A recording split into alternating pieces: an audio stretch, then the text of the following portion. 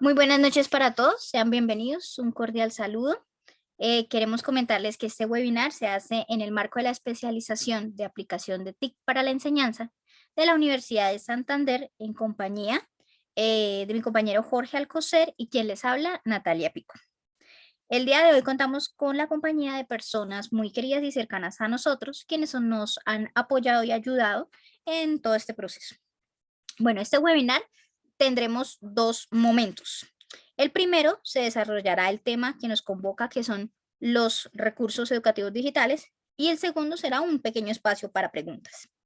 Entonces, el tema lo dividiremos en tres secciones. El primero sobre el concepto como tal de qué es un recurso educativo digital o como sus siglas lo indican, un RED. El segundo, la evaluación de estos recursos educativos digitales. Y el tercero, socializaremos un modelo de evaluación construido por nosotros dos dentro del marco de la especialización. Entonces, damos inicio contestando la pregunta, ¿qué es un red o un recurso educativo digital? Entonces, según el Ministerio de Educación Nacional de 2012, se considera red todo tipo de material digital que tiene una finalidad o una intencionalidad en el ámbito educativo. Es decir, que los redes se usan en contextos de enseñanza, aprendizaje y pues todo lo que ello indica. Estos redes son accesibles a través de Internet e invitan a ser utilizados, a ser adaptados, a ser modificados o a ser personalizados. Ejemplos de red, por ejemplo, son videos, imágenes, textos digitales, juegos digitales, simulaciones, tutoriales, aplicaciones, mejor dicho, todo lo que utilizamos en día a día en nuestro quehacer docente.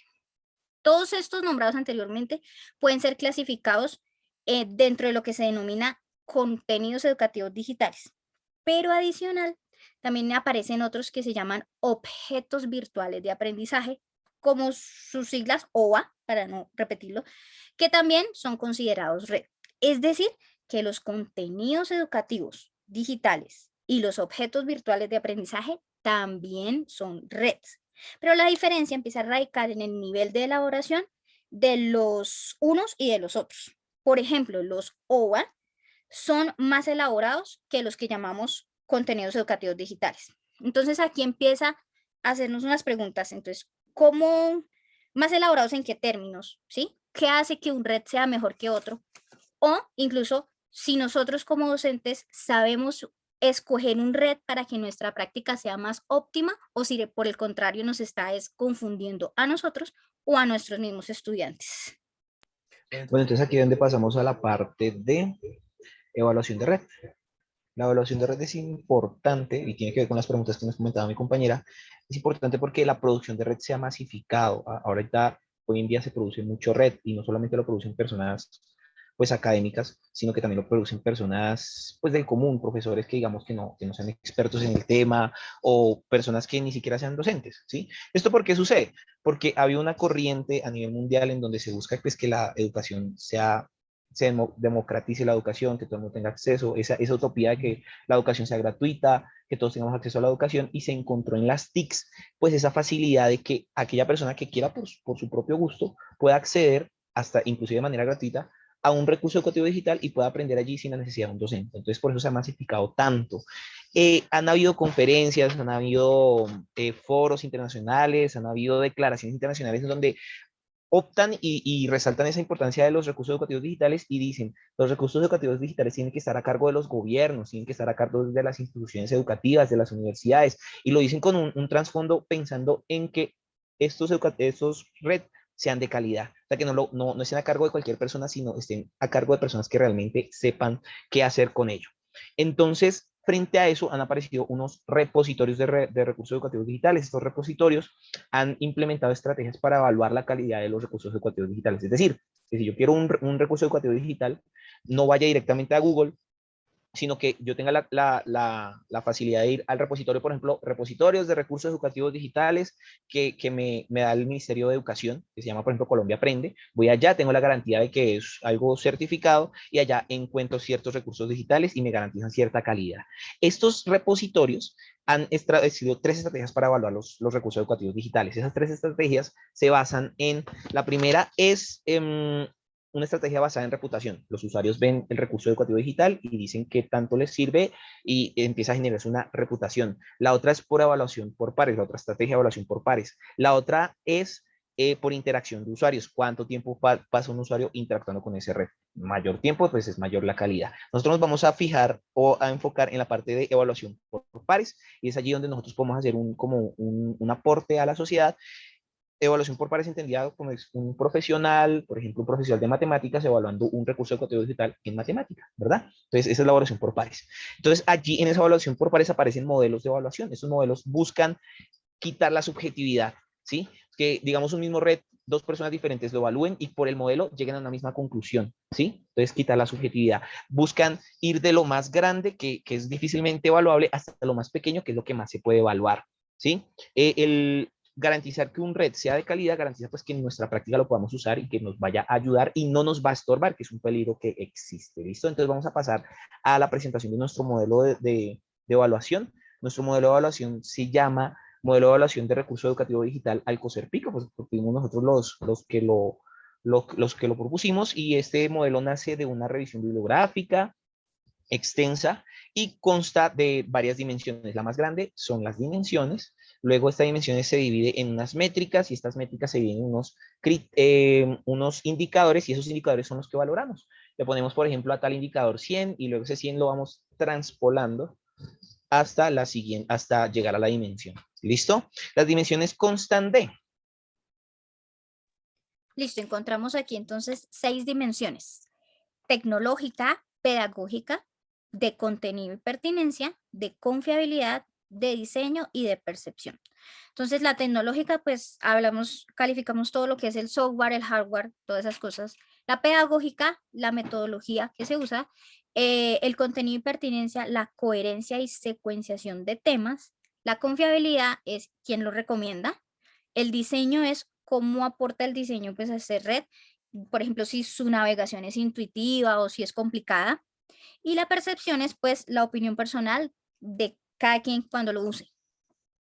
Bueno, aquí ponemos en pantalla un ejemplo, un ejemplo de que hicimos un cuadro, el cuadro consta, pues aquí a la izquierda vemos la dimensión, sigue las métricas y siguen los indicadores, lo que se evalúa son los indicadores y se va corriendo pues esta valoración hasta llegar al red en total. Consideramos dos fortalezas, consideramos que este modelo de evaluación de red tiene dos fortalezas que nosotros hicimos, que son las. Ya. Bueno, consideramos una fortaleza en nuestro modelo de evaluación de red el dar espacio a que la evaluación de esta red sea por parte de los usuarios. Y la otra fortaleza es que contempla valorar la capacidad que tiene un red para ser funcional en actividades interdisciplinares. Listo, entonces teniendo en cuenta lo expuesto, muchas gracias por escucharnos. Queremos abrir este espacio para posibles preguntas que haya. ¿Listo? Vamos a darle la palabra a Raúl, que está alzando la mano. Gracias. Yo creo que la pregunta inicial que surge aquí es, dada la situación de nuestro contexto, que es Colombia, ¿cómo acabar con esa gran distancia que hay entre lo rural, donde es más difícil lograr llegar a esas redes, a esos recursos educativos digitales, con respecto a las ciudades, ¿verdad? Bueno, sí, es una de las preguntas que nos hace a todos. Yo creo que obviamente uno no puede hacer cosas que le quedan fuera de la mano, uno no puede comprar computadores para 100 niños porque uno no tiene ese dinero, pero de todas maneras en los recursos educativos digitales, si yo como docente puedo acceder a un recurso educativo digital, pero mis estudiantes no, lo que yo puedo hacer es transmitir aquella metodología que puedo encontrar en esa red.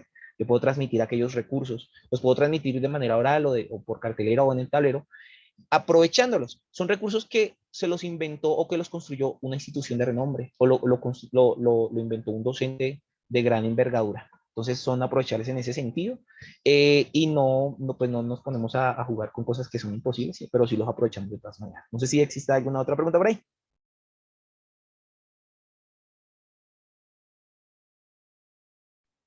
¿Dónde tenemos la mano levantada de Duván? ¿Lo escuchamos? Sí, Jorge, Natalia. La pregunta va enfocada hacia si un estudiante, como lo decían ustedes, la idea de un recurso educativo digital es que posiblemente un estudiante pueda ser autodidacta. Realmente, el cómo podría o cómo digamos que se plantearía la idea de que no solamente busque cualquier cosa que está en YouTube o en Google, sino que realmente pueda darse la idea de que él vaya a esos repositorios de lo que hablan ustedes. Es decir, ¿cuál sería la comunicación que ustedes se pensarían para que ese estudiante tenga acceso a eso y no solamente, digamos, los docentes? Excelente pregunta, compañero Iván. Eso viene desde la misma cultura que podamos generar como docentes, ¿no? Hay niveles de integración de TICs en el aprendizaje, niveles de integración. Eso tiene que ver con cómo un niño o cómo un docente integra las TICs en su quehacer pedagógico o en su quehacer de aprendizaje. Niveles de simplemente utilizo las TICs para escribir en Word, o el siguiente nivel de que utilizo las TICs para coordinar trabajos con mis compañeros, o el siguiente nivel que yo utilizo las TICs el tal nivel que para mí ya no es que ya son invisibles y la utilizo para aprender, para aprovechar múltiple información y así. Cuando se llega a una cultura, o que es un trabajo que tenemos por delante los docentes, una cultura en donde los estudiantes utilizan las TIC para aprender literalmente, sin distraerse en que, cómo utilizo el computador, cómo utilizo esta aplicación, sino que literalmente es para aprender, para verificar muchos datos, se llega a esa cultura, ahí tenemos la oportunidad de decirles, comentarles, ¿no? Es un trabajo pedagógico, decirles, comentarles, decir, cuáles son las fortalezas de no buscar un red en Google, sino en un repositorio que me garantice calidad, ¿sí? ¿Cuáles son esas fortalezas y cómo yo les voy invitando y les voy diciendo, miren, en la universidad, por ejemplo, hay una universidad, un instituto tecnológico que tiene unos recursos educativos digitales a nivel profesional, ¿no? Y entonces, miren, este instituto tecnológico cómo nos provee de unos TICs, de unos recursos educativos digitales de alta calidad y los estudiantes van a poder ir cada vez más acercándose a esta dinámica. Yo creo que todo proviene de generar cultura y de ir construyendo esa cultura. Entonces, muchas gracias. Se nos ha acabado el tiempo para las preguntas. Les damos muchas gracias por asistir a este webinar. Esperamos que sea de interés y cualquier cosa, pues, cuentan con la bibliografía que hemos utilizado para este trabajo y por todos los apoyos que hemos utilizado. Muchas gracias. Que estén muy bien. Hemos terminado. Hasta luego. Hasta luego y gracias. Chao Natalia, chao Jorge, muchas gracias a ustedes.